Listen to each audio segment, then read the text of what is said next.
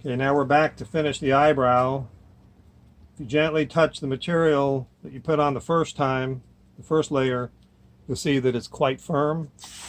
So we're going to mix up more of the material. I've mixed up the second bag. And I just added it to the first material, the leftover bit that I had.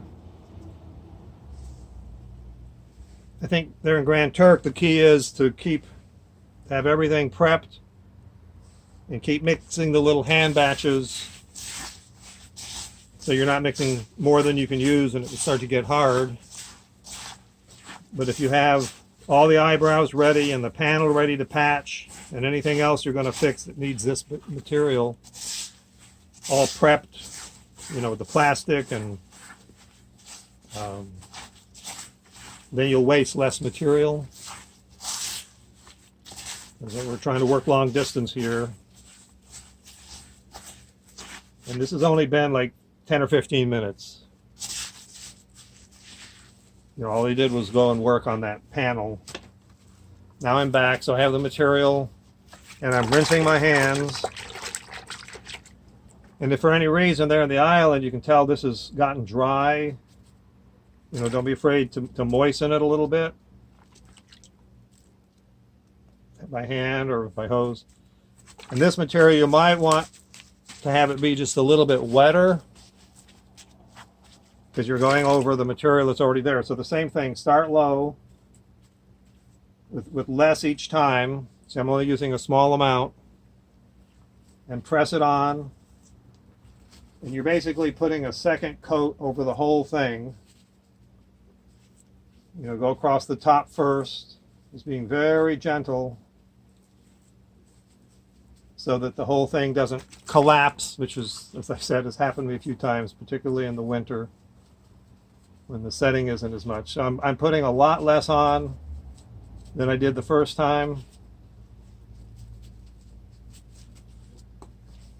And it doesn't matter too much how big the eyebrows are, because even if they go over the finish on the material, you know, what exists there in Grand Turk, it's not going to hurt because it'll be covering it up, and when you do the color coat on this, it'll blend in. So again, just go across the bottom. And I'm using a lot less each time, a lot less.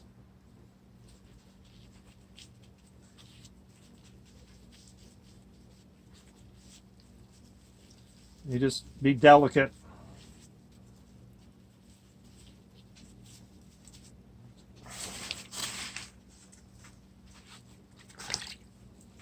So now we're going to go across the middle.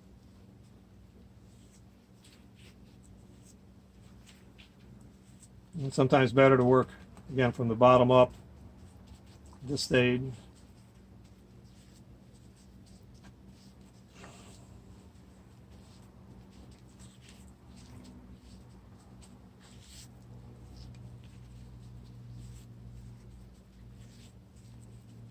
So the whole thing has received 2 coats.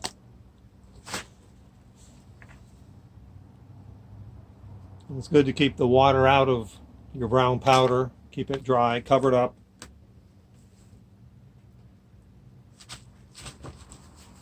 Then you take your water, you know, I had my bucket of water down here that I've been washing my hands off in. And now we brush. So I brush very carefully.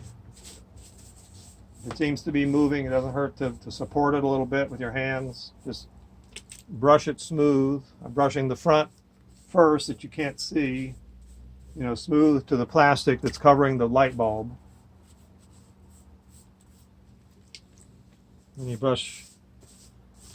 It's better to brush one way. If you brush back and forth and you're moving the material too much, and every time you move it, gravity wants to pull it down.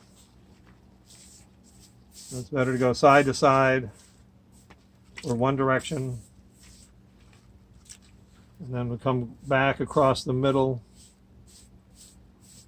Just trying to smooth it out, have it be brushed smooth. Some more water. Smooth out the whole thing.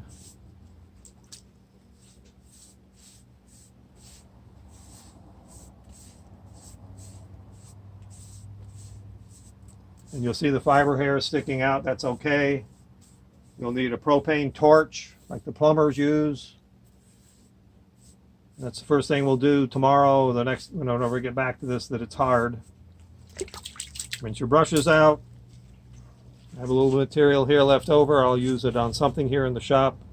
It's expensive material, especially with acrylic bonding agent. You don't want to waste it. And I just shipped you so much to Grand Turk. So this could go for another eyebrow. So this will wait 24 hours tomorrow. It could be the next day. And this should be covered up with more plastic and then maybe a tarp, weighted down very carefully because it's still very wet. And within 4 or 5 hours, it'll get hard. By the next tomorrow or the next day when I come back to the shop, we'll be able to lift this off, take the plastic out, take the plastic, or leave the plastic on the bulb. You can get rid of the sand that's in there. We'll do that. And then you're ready to do the color patch to have it match the fountain. Okay. Just clean up all your materials, your brushes, etc.